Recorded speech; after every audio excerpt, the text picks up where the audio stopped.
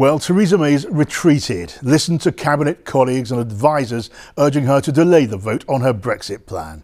Why? That's easy. The signs were that she was, and maybe still is, facing a crushing defeat in the Commons, a lethal combination of Tory Brexiteers who say her deal could leave the UK locked into EU rules, along with the DUP, who also hate the idea of Northern Ireland being tied even closer than mainland Britain for the sake of avoiding a hard Irish border.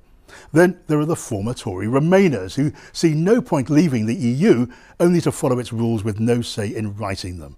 Now Mrs May's off back to Brussels, but as we've heard, significant new concessions seem remote. So what's next? The political perils facing Mrs May are still there, still waiting. Her cabinet is split. Some ministers privately want what they call a managed no deal. Leave the EU before any trade deals in place if necessary, but with time to prepare and avoid as much disruption as possible. Critics insist leaving with no deal would carry a heavy economic price.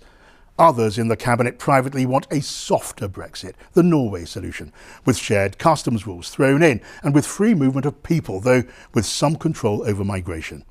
There's also talk among ministers and MPs of consulting Parliament on what deal it would be prepared to support.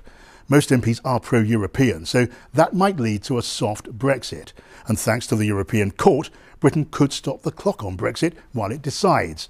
The hard Brexiteers would absolutely hate that. It would split the Tories, maybe Labour too, and there's no guarantee Theresa May would survive as Prime Minister.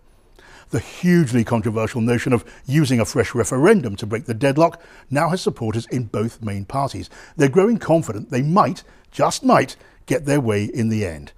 Labour's split too. Some MPs want a soft Brexit, but the party wants a general election. Could Labour win a vote of no confidence against the government?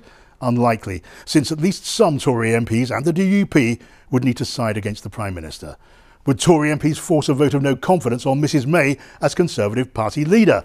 Well, a lot of them are angry enough, and though Mrs May might win that vote, if she did, she'd be safe in the job for a year. And Conservative MPs may just consider that's too long a lease on number 10, and it's time for someone else to take on the political mission impossible that Brexit almost seems to have become.